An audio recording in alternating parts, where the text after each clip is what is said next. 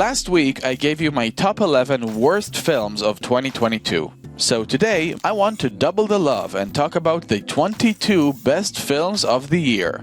It's kind of fitting, don't you think? 22 films, 2022, whatever. I could have talked about even more films. That's how many good films there were this year. But 22 felt like a good place to stop. I'm going to be as brief as I can with these films for two reasons. One, there are 22 of them. I don't want to waste your time with my rambling. And two, I just don't want to elaborate too much about these films because I think you should just go see them as blind as possible. However, I will try to articulate to the best of my ability and in the shortest amount of time what makes these films great and worth watching. So, without further ado, let's get into it. Number 22, Watcher. A very effective and well-made psychological thriller about a woman who moves to a foreign country and is certain that a man is watching her from the building across the street. This is the latest film featuring the up-and-coming horror queen Maika Monroe, who had her breakthrough in 2014 with It Follows, which was a great horror movie. This one isn't quite as great, but it's still very good in its own right, with great performances, great cinematography, and great direction that amplifies the suspense. Speaking of direction, this was the director's debut feature, and I'll certainly be keeping an eye on her from now on. Get it? Keep an eye on her? Am I right? Number 21, Metal Lords. A simple yet charming high school drama comedy film about two outsiders who start a metal band in school with a teenage girl who plays the cello. Now, I'm fully aware that this movie is average at best and nothing special. But I don't care, I loved it. Mostly because I'm a metalhead myself, and I think the film celebrates heavy metal in an earnest and heartwarming way. This movie might not be a 10 out of 10, but it certainly has a 10 out of 10 soundtrack. I mean, my god, Black Sabbath, Judas Priest, Pantera, Metallica, it's basically all of my favorite music. There's a scene with a bunch of cameos from some of my favorite metal icons, which was a very pleasant surprise, and the song they performed in the finale was kind of a banger. Rock on, Metal Lords, rock on. Number 20, Men. It's kind of hard to explain this film's plot, and I've already made a very extensive video about this film on my channel, so I'm not gonna elaborate too much. All I'll say is that even though I have some major issues with this movie, check out my video for more details, I still can't deny that it's one of the best made films of the year. I was a big fan of Alex Garland's previous two films, Ex Machina and Annihilation. I love his visual presentation. His films are beautiful and terrifying at the same time. The music in his movies are chilling, but also strangely pleasant to listen to. I just love his style. And Men exhibits all of these elements just the same. This movie is definitely not for everyone, but I had a good time with it. Number 19, Hustle. Adam Sandler plays a scout for the Philadelphia 76ers as he attempts to give a promising talent from Spain his big break in the NBA. This is a very solid sports drama with some comedic elements, and I enjoyed myself throughout. Adam Sandler did a great job, and I'm just a sucker for these rags to riches stories when they're done right. There are several real-life NBA players in the cast, including the one who plays Bo Cruz, and they all do a really good job for non-actors. I found the montages to be very well made and effective, and I really liked the way the film incorporates social media into the story and the visual presentation. Check this out on Netflix if you can. Number 18, Tar. Cate Blanchett delivers one of the best performances of the year in this immaculate drama/psychological thriller about a musical conductor who is haunted by the demons of her past. This is Todd Field's first directorial effort since 2006. But let me tell you, this film is made with the precision of a masterful veteran who's been honing his craft constantly for decades. Despite it being over 2.5 hours long, I never got bored. Cate Blanchett, as I said before, delivers a truly stellar performance, worthy of an Oscar. So it might surprise you that this actually isn't my favorite film this year that features her. I'll tell you which one it is when we get there. I do have a slight issue with the ambiguity of the overall message. The film ended and I wasn't sure if I agree with what it's trying to say. But honestly, when the movie is so exquisite, it doesn't bother me that much. It's a great movie, it's a great character study, and everyone behind and in front of the camera did their jobs extremely well. What's not to like? Number 17, Bones and All. This is a teen romance road trip movie about cannibals. Yeah. I really liked Luca Guadagnino's remake of Suspiria. Like, way more than I could have imagined, considering how much I adore the original Suspiria. This movie didn't do it to me quite as much, but it's still really good. Timothée Chalamet is just so great. He's literally perfect in every single role he's in. I've never even heard of Taylor Russell before watching this movie, and she did an amazing job. But Mark Rylance, dear lord, what a creepy bastard. He was the highlight of the film for me. Every time he was on screen, I was captivated. Michael Stuhlbarg was also great. He's in it for one scene, but he still managed to make an impression. This film was weird, uncomfortable, and absolutely disgusting. But something in the direction, the way the film incorporates its soundtrack and the unique tone it presents, made it kind of beautiful. Definitely check this one out. Just, don't eat anything before you do. You'll regret it. Number 16. Bullet Train. A bunch of assassins board a bullet train in Japan as they try to get their hands on a briefcase full of cash. This was just balls-to-the-wall fun, and I loved every minute of it. The film is hilarious, the dialogue is sharp, the action is crisp, the visuals are stylized. It's a film that just oozes cool. Brad Pitt did a good job. We get a bunch of really satisfying cameo appearances, and there's a scene with Bad Bunny in it, which is one of the funniest and most surprising scenes I've seen in a while. I do think that near the end the film kinda goes off the rails, but I'm cool with a film that doesn't quite stick the landing as long as the journey is fun. And this was most definitely a fun journey. One of the best action films of the year. Number 15. Dio, Dreamers Never Die.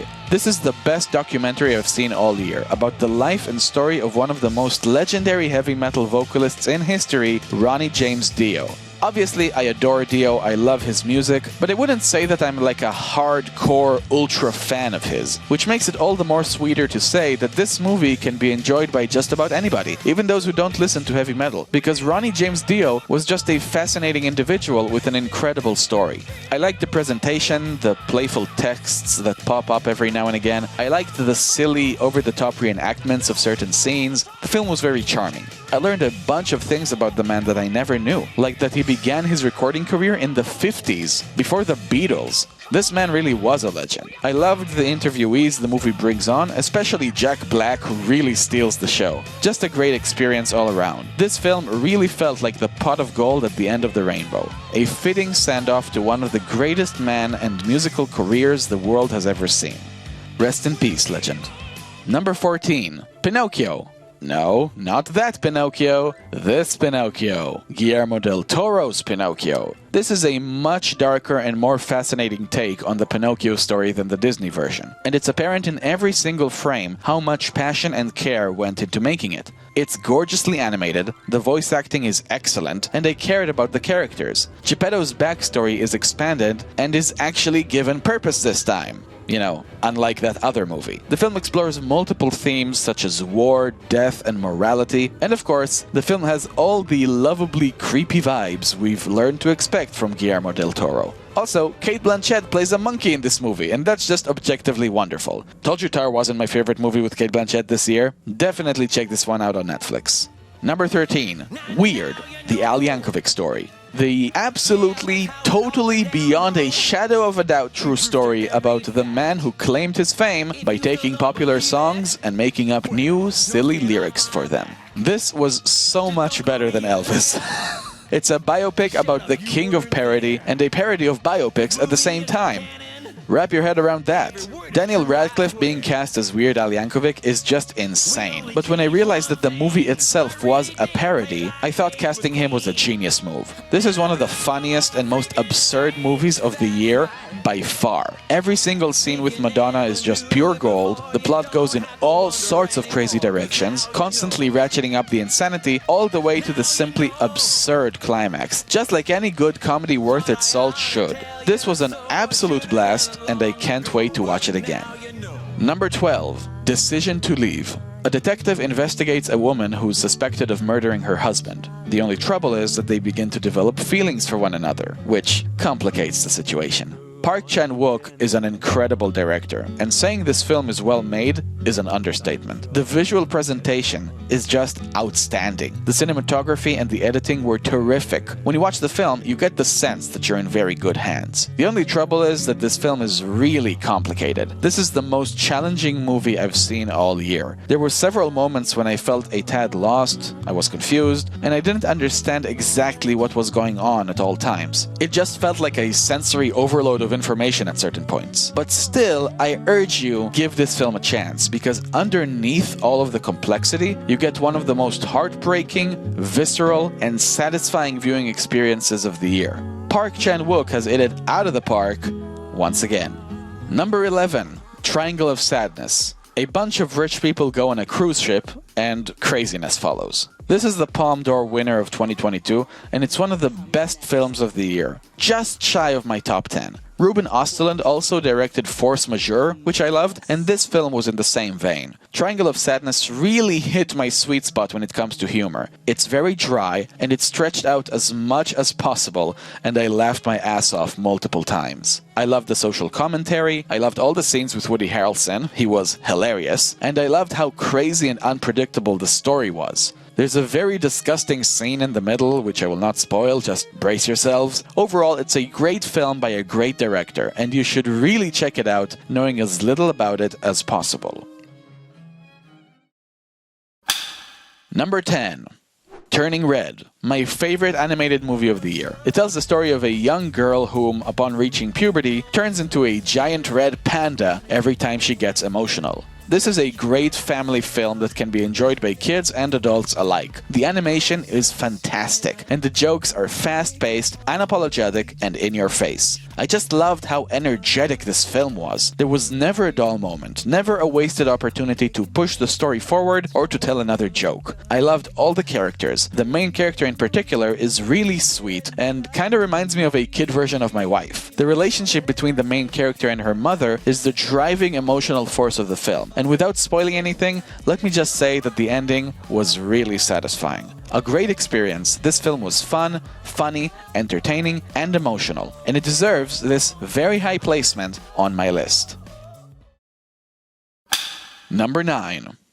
The Northman, the story of a Viking prince who sets out on a quest to avenge the murder of his father. Robert Eggers is one of the best directors working today. The Witch and The Lighthouse are two of the best films of the last 10 years, and even though this film doesn't quite reach the same heights, it is still an amazing piece of work. The visuals are breathtaking, the action is brutal, and the sound design is uncompromising.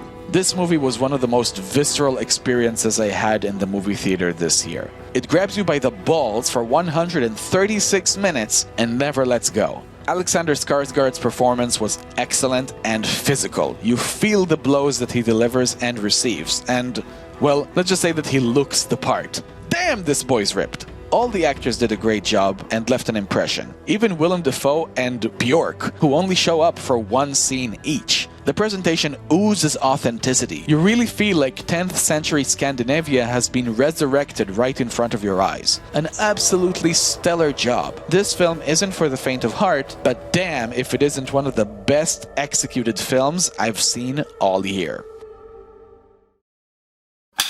Number 8. Cha-Cha Real Smooth. This was the surprise of the year for me. I never imagined that a small-scale coming-of-age story such as this would resonate with me so much. When I saw that the director Cooper Raiff was also the writer, the producer, and the main actor, I had warning bells ringing in my ears. But he really did it. This movie was sweet, funny, and emotional in all the right ways. The main character is not the type of lead character that I usually relate to, but Cooper Raiff's wonderful performance and the heartwarming script really made it work. Dakota Johnson delivers probably my favorite performance of hers, and the actress who plays Dakota Johnson's autistic daughter did a fabulous job as well. I think the reason why I loved this film so much is that it captures what it means to be young and growing up better than any other film I've seen in a long time. It takes you on a roller coaster of emotions. And yes, I teared up more than once. And by the end, you feel sad, but also content with the experience you had, and hopeful for a better future. Couldn't recommend this film highly enough. Number 7. The Fabelmans. What can I say? It's the Spielberg magic in effect. The man is my hero. I've seen every single one of his films. His best films are some of my all-time favorites, and The Fabelmans is one of his best in a very long time. I've already made a video about this film as well, so check it out if you want further details, but all I'll say here is that The Fabelmans reminded me just how much I love movies. It touched me on a very personal level. I related with the main character, probably more than with any other character this year. All the actors delivered terrific performances, except for Michelle Williams, which personally didn't do it for me. And yes, it's Michelle Williams, not Carey Mulligan. I made that mistake in my video, and I apologize. They do look alike, though. The Fabelmans made me smile like an idiot for 2.5 hours straight, and that's why I love it. Number 6. Nope. A science fiction horror comedy about a horse rancher who discovers a UFO right next to his ranch. And let's just say, this UFO means business. This movie was awesome. I know that we got an actual Spielberg film this year, but this movie felt like I just watched a classic Spielberg flick from the 70s. It felt like a mixture of Close Encounters of the Third Kind and Jaws. And yes, the UFO is the shark. I really can't stress this enough. I loved the UFO in this movie. This is one of the most original and disturbing approaches to the alien invasion trope. The UFO is a constant presence throughout the film, even when we don't see it. And when it does show up, it gets intense. This film has action, thrills, and frights in abundance. But none of it would have worked if it wasn't centered around a cast of likable characters. Daniel Kaluuya, just like Timothée Chalamet, is just a perfect actor. He was terrific in this movie. I loved all of the characters, which made the scary scenes all the scarier. It's a movie rich with symbolism that you can interpret to your heart's content, but if you're not in the mood, then you can just kick back and enjoy one of the funniest and best thrill rides of the year. Number 5. X and Pearl. Yeah, I'm slightly cheating, but I don't care. These movies are companion pieces, they complete each other. X is a good old-fashioned slasher with a twist, whilst Pearl is a prequel that tells the origin story of X's killer. I started with X, of course, and it was a fun time, but nothing too special. But then I saw Pearl, and oh boy, that movie was so good that it even elevated X for me, and now I just can't separate the two. The star of this double feature is undoubtedly Mia Goth. In X, she plays two characters, and she does an excellent job, but it's in Pearl where she delivers what is, for my money, the best performance of the year by an actress, even better than Cate Blanchett in Tar. She completely disappears into the role of Pearl, and she's absolutely mesmerizing, capping it all off with one of the most bone-chilling final shots I've ever seen in any movie. I loved the presentation of both films, I loved the stories, I loved the characters, and I loved what these films represent. But most of all, I just loved the experience. This was hands down the pinnacle of horror in 2022. Number 4. Top Gun Maverick. Oh, hell yeah. I don't even need to talk about this one. Everybody knows how great this movie is. This was the blockbuster event of the year, a film that both critics and fans adored in equal measure. And for good reason. This movie was a banger. The visuals are incredible. The way they managed to shoot almost everything we see in camera, it's so good, people. Tom Cruise is a legend. He kills it in this movie. I loved all of the characters. I loved the simple yet effective story. I loved the energy that is imbued in the filmmaking. And of course, I loved the action, the flying scenes, the dog fights. This is the spectacle that I look for when I go to the cinema. This right here. Top Gun Maverick kicked my ass and made me come back and beg for seconds. I can use a bunch more superlatives if you want, but I don't think there's a need. You get the picture. Nobody expected this film to be this good, but it surpassed everyone's expectations and then some. What else is there to say? Top Gun Maverick soars. Number 3. The Unbearable Weight of Massive Talent. This movie was weird, but I freaking loved it. Nicolas Cage plays Nicolas Cage. And the story is about him being invited to this rich guy's mansion in Spain because he wants to write a script and have Nick Cage star in his movie. But when he's there, he's contacted by the CIA, who inform him that the man that invited him is actually the head of a large criminal organization who kidnapped the Catalan president's daughter before the election, and now Nick Cage needs to spy for the CIA and find the girl. This movie was hilarious! I love wacky stories like that when they're taken with just the right dose of seriousness so we don't tune out or take the piss, but always with the constant wink and a nudge to remind us that, yeah, this movie is supposed to be fun, first and foremost. Nick Cage and Pedro Pascal's chemistry was through the roof in this movie. There's a scene where they take drugs, and it's literally like one of the best scenes of the year. Also, it's a great film for movie lovers like myself. Pedro Pascal has this man cave stuffed with Nick Cage memorabilia, and it was fun recognizing all the references to past Nick Cage films, and I loved their discussions about their favorite movies and whatnot. It was right up my alley. Can't recommend this one enough. It was legitimately one of the most enjoyable movie viewing experiences I had all year. Number 2. Everything Everywhere All at Once. I can't explain what this film is about. I literally can't. All I can say is that I've never seen a film quite like this one. This was the most cinematic film of the year, and by far the most technically proficient. It was a complete blast from start to finish, and even though I did have some issues with it, I was simply overpowered by the sheer force of creativity on display here. If this film doesn't win an Oscar for Best Editing, then there's no hope left for humanity. The fact that the directors were able to take all of this chaos, all of these randomly intersecting storylines, all of these parallel versions of the same characters but from different universes, and yet somehow still manage to deliver a coherent, entertaining, and action-packed experience for us to enjoy, I literally have no words. This movie is an incredible achievement in filmmaking. Utterly bonkers, funny, and fun, this is a modern classic of cinema. Just brilliant. But there's still one film that I liked even more from 2022. Number 1. I wasn't kidding when I said there were a bunch of amazing films in 2022. All of the films on my list are great and I recommend them all. But only one film can take the top spot. So the question is, what does it take for a film to be number 1?